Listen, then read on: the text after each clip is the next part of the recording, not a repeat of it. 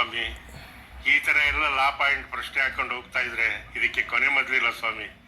ನಾವು ದೇವರಾಣೆ, ನನ್ನ ಮಕ್ಕಳ ಮೇಲಾಣೆ, ನನ್ನ ತಾಯಿ ಮೇಲಾಣೆ, ನನ್ನ ಸರಸ್ವತಿ ಮೇಲೆ ಆತ್ಮಾನಿ ಪ್ರೋಕ್ಷಾಣ, ಆತ್ಮನು ಸನಾತನು, ಸಾವಿಲ್ಲದವನು, ನೋವಿಲ್ಲದವನು, ಮಳೆಯಲ್ಲಿ ನೆನೆಯದವನು, ಬಿಸಿಲಲ್ಲಿ ಒಣಗದವನು, ಅವನ ಮೇಲೆ ಆಣೆ ಇಟ್ಟಿರ್ತಾ ಇದ್ದೀನಿ.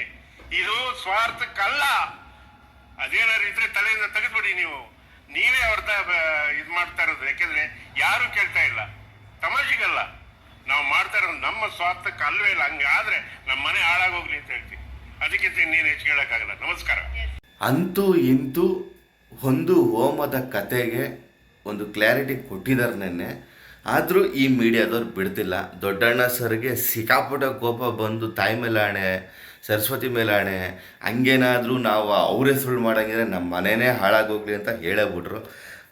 ಇನ್ನೇನು ರೀ, ಏನು ಸಿಗುತ್ತೆ ನಿಮಗೆ? ಅಲ್ಲ, ಇವಾಗ ದರ್ಶನ್ನ ಬಿಟ್ಬಿಡೋಣ, ಜೈಲಲ್ಲಿ ಅವ್ರ ಹೆಸರನ್ನೇ ಬಿಟ್ಬಿಡೋಣ. ಶಿವರಾಜ್ ಕುಮಾರ್ ಇದ್ದಾರಲ್ಲ, ಅವ್ರ ಹೆಸರು ಮಾಡ್ಬೋದು. ಸುದೀಪ್ ಅಣ್ಣ ಇದ್ದಾರಲ್ಲ, ಅವ್ರ ಹೆಸರು ಮಾಡ್ಬೋದು. ದೊಡ್ಡ ದೊಡ್ಡ ಕಲಾವಿದರು ಇದ್ದಾರೆ, ಇನ್ನು ಅವ್ರ ಹೆಸರಲ್ಲೇ ಹೋಮ ಮಾಡ್ತಿದ್ದಾರೆ ಅಂತ ಅನ್ಕೊಳ್ರಿ. ಯಾಕೆ ದರ್ಶನ್ ಹೆಸರಲ್ಲೇ ಮಾಡ್ತಿದ್ದಾರೆ ಅಂತ ನಿಮಗೆ ತಲೆಯಲ್ಲಿ ಬರುತ್ತೆ? ಇನ್ಯಾರು ಬೇರೆಯವ್ರು ಇಲ್ವೇ ಇಲ್ವಾ?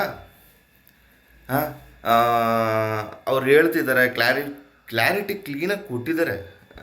ಕರೋನಾ ಟೈಮಲ್ಲಿ ಮಾಡೋಕ್ಕಾಗಲಿಲ್ಲ, ಕೆಲವೊಂದು ಘಟನೆಗಳಾಯಿತು, ಕೆಲವರು ತೀರ್ಕೊಂಡ್ರು, ಇಂಥ ಟೈಮಲ್ಲಿ ಮಾಡೋಕ್ಕಾಗಲಿಲ್ಲ, ಈಗ ಟೈಮ್ ಸಿಕ್ಕಿದೆ ಮಾಡ್ತಿದ್ದಾರೆ. ಒಂದು ಹೋಮ,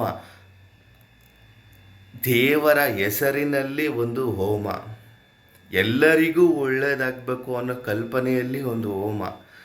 ಅದಕ್ಕೂ ದರ್ಶನ್ ಹೆಸರನ್ನ ತಗೊಂಬಂದು ದರ್ಶನ್ ಹೋಮ ಅಂತ ಇಟ್ಟರು.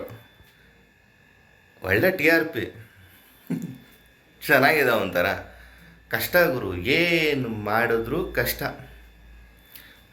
ಮತ್ತು ಸ್ನೇಹಿತರೆ, ಈ ಒಂದು ಹೋಮದ ಕಥೆಯ ಬಗ್ಗೆ ನಿಮಗೇನು ಅನಿಸುತ್ತೆ